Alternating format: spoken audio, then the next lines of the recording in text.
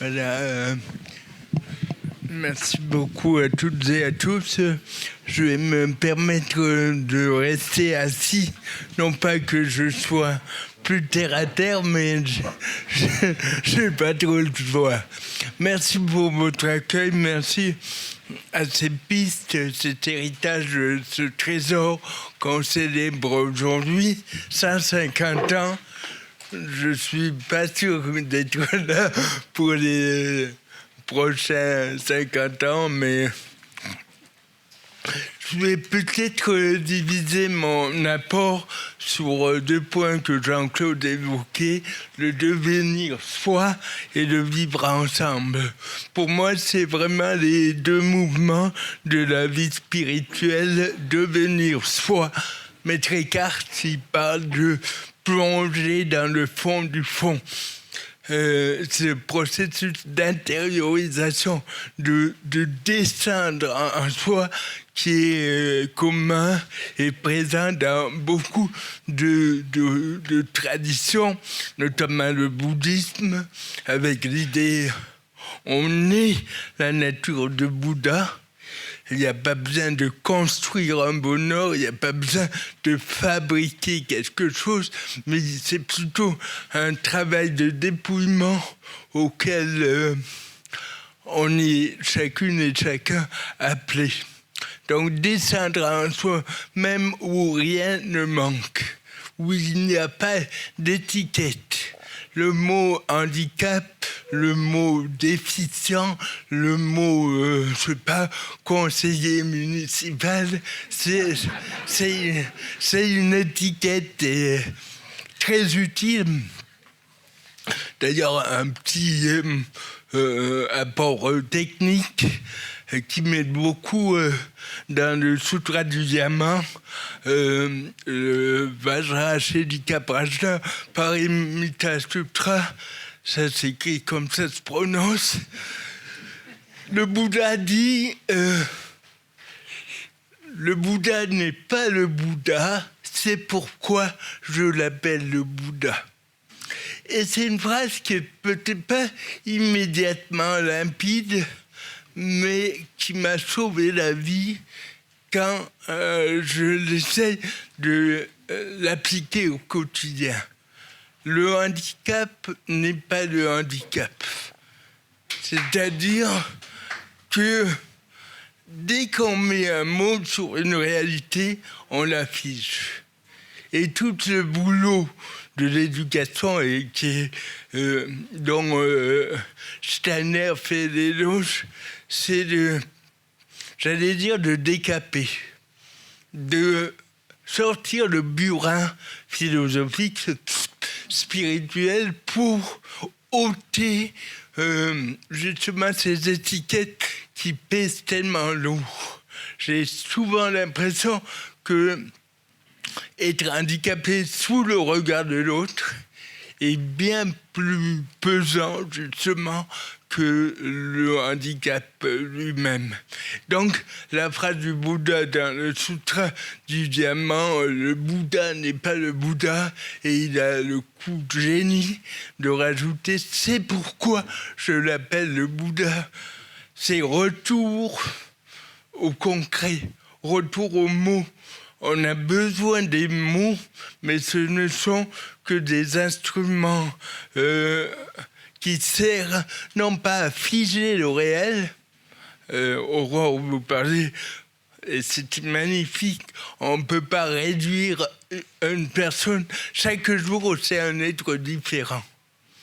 Chaque jour, on s'éveille à soi-même. D'ailleurs, Maître Eckhart, dans les conseils spirituels, au chapitre 3 ou 4, pardon, il dit, et c'est magnifique, observe-toi toi-même, et dès que tu te trouves, lâche-toi, il n'y a rien de mieux à faire. Et pour moi, tout le travail de devenir soi-même, c'est un long et pourtant actuel travail de désappropriation. Je ne suis pas ce que la société projette de moi. je ne suis pas l'image de moi-même à quoi j'essaie de correspondre chaque jour et qui me installe dans une logique de performance à tout prix. Je rigole ça parce que mon fils, pendant la pause, il m'a dit papa, tu devrais te raser dans les oreilles, il y a des poils. Et ben voilà l'image de toi. Non, je rigole. Et là, merci Augustin, tout le difficile et magnifique équilibre entre la négligence et le laisser être, entre la capitulation et l'acceptation du réel tel qu'il se propose. Steiner a consacré un ouvrage magnifique à Nietzsche. Et Nietzsche, à mon avis, il réalise cet difficile équilibre. D'une part, il prône le surpassement de soi, devenir soi précisément, et d'autre part, l'amour fati, c'est-à-dire l'amour du réel tel qu'il est. Et je pense que dans l'éducation, accepter l'autre tel qu'il est, et comme vous disiez, Aurore, l'instrument de l'éducatrice ou de l'éducateur, du travailleur social, c'est lui-même ou elle-même. Spinoza parle d'acquiescement à soi. Comment, et pour moi, le travail éducatif, c'est d'aider. Swami Prajnapada dit l'amour consiste à aider l'autre à relâcher ses tensions. Quand on rentre dans une pièce, quand on est en contact avec l'autre, notre société de compétition nous incline à dire à quoi il peut me servir. J'ai beaucoup aimé ce que vous disiez, Jean-Claude, sur la sécurité. La sécurité qui doit être vécue, comme vous disiez, Olivier, avec cet impératif des impôts. J'habite à côté des impôts et tous les jours je passe devant ce bâtiment et je me dis moi-même, mais qu'est-ce qu'ils foutent de leur journée? Mais là, je pose une étiquette. Mais la question, et ça amène au deuxième chantier, finalement, quand on vit, on inspire, descendre au fond du fond, vivre à partir de là, et on expire, on se donne aux autres. Et il y a un auteur qui s'appelle Chogyal Trungpa qui parlait de société éveillée. Et je pense que si toutes et tous on est là ce soir, c'est pour bâtir, ou essayer du moins, une société éveillée. Et pour moi, ça passe par l'amour inconditionnel. Quand les enfants étaient petits, avec ma femme, on leur disait vous pouvez cramer la baraque, on vous aimerait quand même. Mais on rajoutait, on vous déconseille vivement. Donc, comme à chaque anniversaire, c'est l'occasion de faire un bilan. Vous parliez de ça, Andrea, et chacune et chacun, on peut se poser ce soir, qu'est-ce que je veux laisser dans cette salle pour aller plus léger dans la vie, pour devenir plus soi, pour quitter les aliénations, les étiquettes, et comment faire pour bâtir une société plus éveillée. Il y a Nietzsche qui, dans Humain trop humain, il dit que la première pensée de la journée, ça pourrait être se demander à qui ce jour-là je peux faire plaisir. Et c'est très concret. Souvent, quand on parle d'altruisme, de générosité, on a des trucs grandiloquents. Et Nietzsche nous rappelle que un petit acte peut orienter une vie, peut alléger un quotidien. Donc, qu'est-ce que j'ai à laisser pour devenir qui je suis? Et Emmanuel Lévinas, il disait, d'ailleurs Steiner dit quelque chose de similaire, il dit, Lévinas, rencontrer l'autre, c'est être tenu en éveil par une énigme.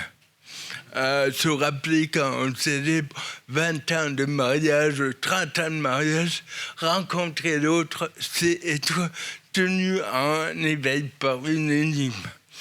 Voilà donc 2 grands chantiers, pas successifs, mais simultanés. Descendre en soi, finalement, c'est la question, et qui a habité Steiner, qui suis-je? Socratique. Et dans la question qui suis-je, on est au-delà de la psychologie, on est, vous citiez tout à l'heure, dans l'universel. Au fond du fond, il n'y a rien qui me sépare de l'autre. J'ai lu récemment Spinoza et ça m'a... D'ailleurs, Steiner en parle de Spinoza. Pour Spinoza, on est tous des attributs de Dieu. Et ma fille est partie récemment en séjour linguistique à Vienne, pays de Steiner, en Autriche. Et j'avais la boule à l'estomac, et quand j'ai vu partir le train, j'étais hyper mal. Et je me suis rappelé Spinoza, ne pas confondre l'amour d'une chose particulière, fut-il une personne, et l'amour de la vie, l'amour de Dieu. Autrement dit, plus j'aime le réel, plus j'aime Dieu, plus j'aime la vie, moins je suis attaché à l'idée de perdre. Et plus, paradoxalement, j'aime l'incarnation de la vie de Dieu, qui est la personne qui part... Bon, c'est facile à dire. Sur le papier, ça a l'air évident, mais c'est tout un travail. Mais en gros, et on le sent bien, en regardant la photo de Steiner, je me disais, mais ce qui reste d'un être 150 ans après, c'est magnifique. C'est magnifique parce que c'est universel. Parce que c'est une générosité, un don. Et humblement, on peut se demander, c'est quoi aujourd'hui la contribution qu'on peut apporter pour essayer de réaliser une société plus solidaire. Merci beaucoup.